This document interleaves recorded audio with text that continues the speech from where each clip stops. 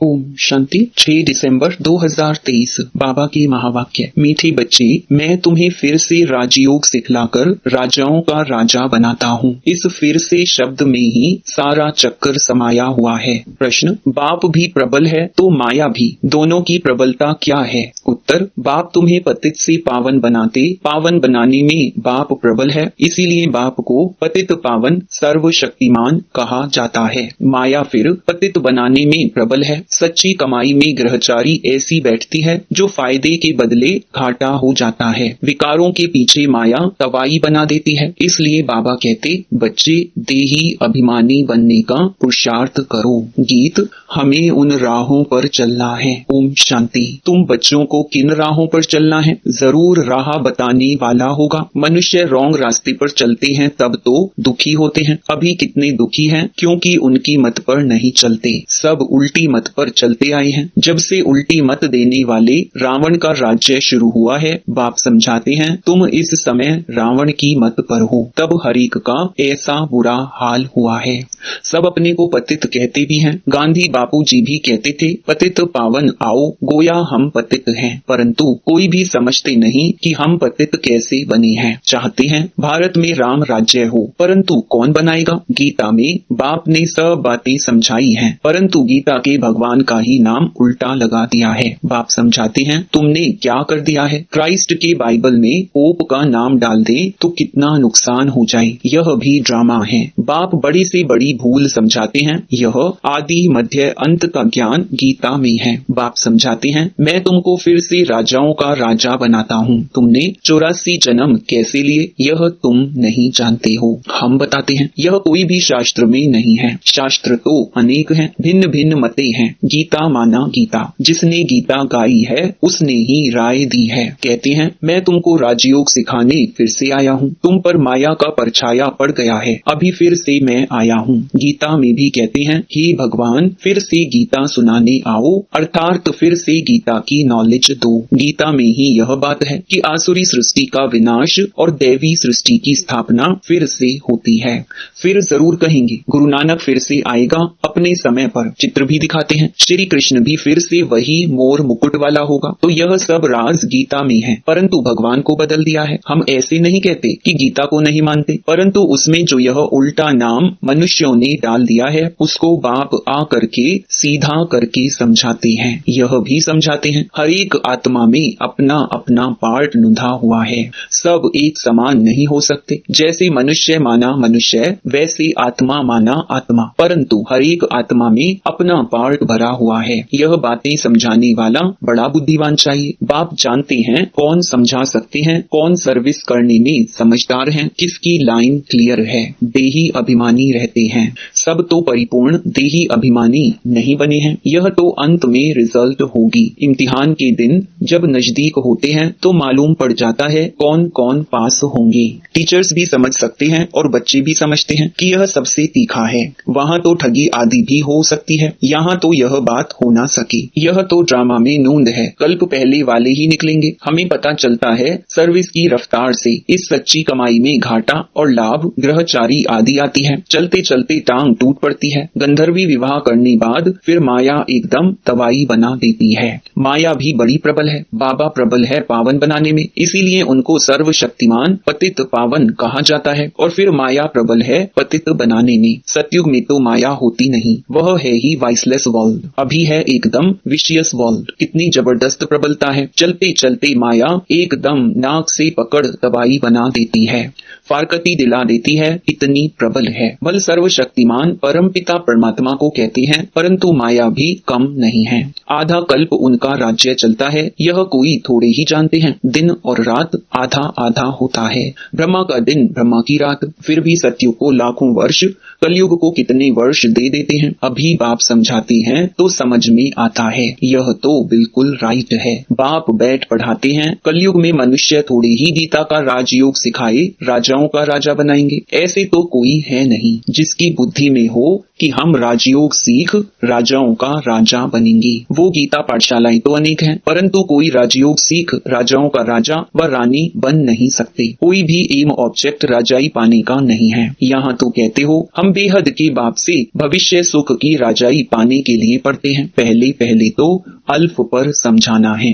गीता पर ही सारा मदार है। मनुष्यों को कैसे पता पड़े सृष्टि चक्र कैसे फिरता है, हम कहाँ से आए हैं, फिर कहाँ जाना है, कोई को पता नहीं है। कौन देश से आया कौन देश है जाना, गीत भी है ना, सिर्फ तोते मुहाफिक गाते रहते हैं। बुद्धि जो आत्मा में है वह नहीं जानती कि हम जिसको हे परम पिता परमात्मा कहते हैं वह कौन है। उनको ना देख सकते हैं न जान सकते हैं। आत्मा का तो फर्ज है ना बाप को जानना देखना। अभी तुम समझ गए हो हम आत्मा हैं, परम पिता परमात्मा बाप हमको पढ़ाते हैं। बुद्धि कहती है बाप आकर पढ़ाते हैं। जैसे किसकी आत्मा को बुलाते हैं तो समझते हैं ना उनकी आत्मा आई है, तो तुम समझते हो हम आत्मा हैं, हमारा वह बाप है। बाप से जरूर वर्षा मिलना चाहिए। हम दुखी क्यों हुए हैं? मनुष्य तो कह देते बाप ही सुख दुख देने वाला है, भगवान को गाली देते रहते हैं। वह है आसुरी संतान। जैसे कल्प पहले कहा है वैसे कहते हैं। तुम अभी प्रैक्टिकल में ईश्वरीय संतान बने हो, आगे तुम आसुरी औलाद थे।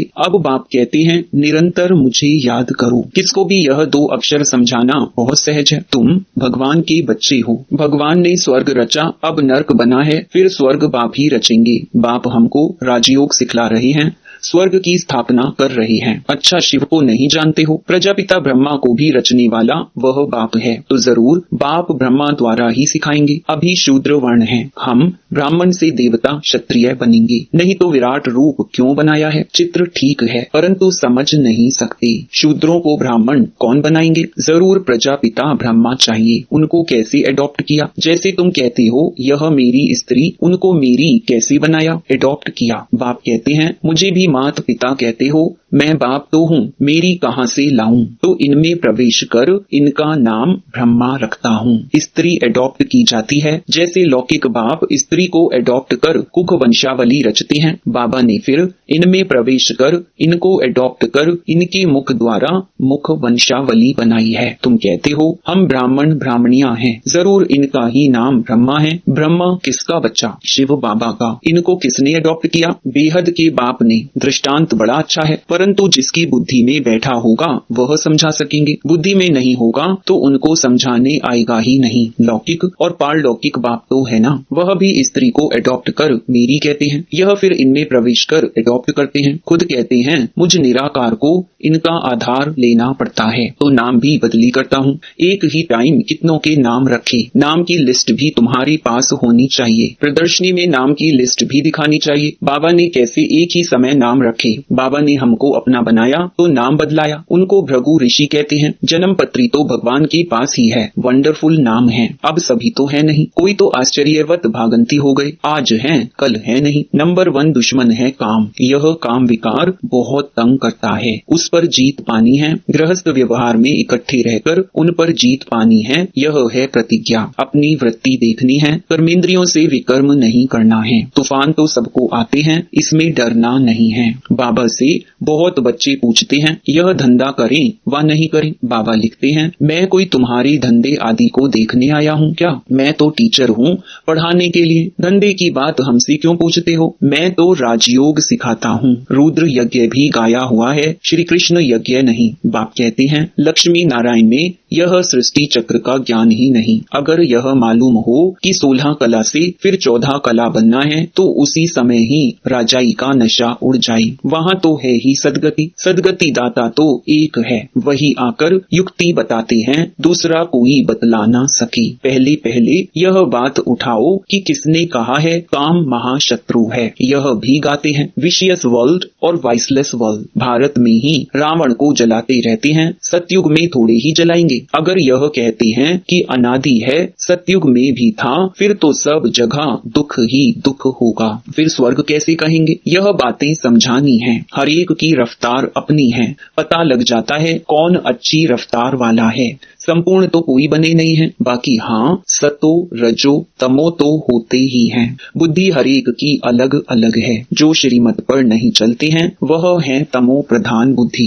अपने को इंश्योर नहीं करेंगे तो भविष्य 21 जन्मों के लिए कैसे मिलेगा? मरना तो है ही, तो क्यों ना इंश्योर कर देना चाहिए। सब कुछ उनका है तो परवरिश भी वह करेंगे। भल कोई सब कुछ देते हैं परंतु सर्विस नहीं करते, जो दिया वह खाते रहते हैं, तो बाकी जमा क्या होगा? कुछ भी नहीं। सर्विस का सबूत चाहिए। देखा जाता है कौन पंडे बन आते हैं। नए बीके भी आपस में सेंटर चलाते हैं, उनको भी आफरीन दी जाती है। यह नॉलेज तो बड़ी सहज है। वानप्रस्थ अवस्था वालों को जाकर समझाओ। वानप्रस्थ अवस्था कब होती है? बाप ही गाइड बन सबको ले जाएंगे। तुम जानते हो बाप ही कालों का काल है। हम तो खुशी से बाबा के साथ इकट्ठे जाना चाहते हैं। पहले पहले तो मुख्य बात यह उठाओ, गीता का भगवान कौन है? जिसने रचना रची। लक्ष्मी नारायण को राजयोग किसने सिखाया? उनकी भी राजधानी स्थापन हो रही है और कोई राजधानी स्थापन करने आते नहीं, बाप ही राजधानी स्थापन करने आते हैं। सब पतितों को पावन बनाते हैं। यह है विशियस वर्ल्ड, वह है वाइसलेस वर्ल्ड। दोनों में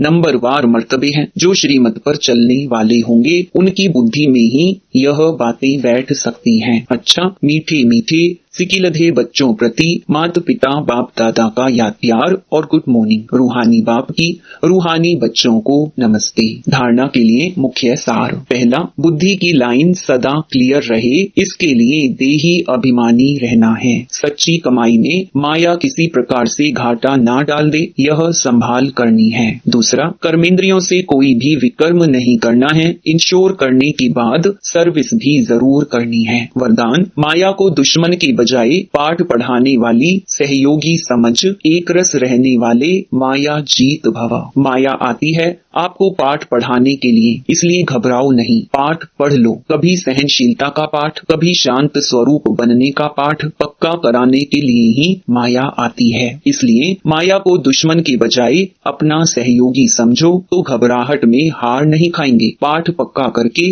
अंगद के समान अचल बन जाएंगे। कभी भी कमजोर बन माया का आह्वान नहीं करो तो वह विदाई ले लेगी। स्लोगन, हर संकल्प में दृढ़ता की महानता हो तो सफलता मिलती रहेगी। ओम शांति।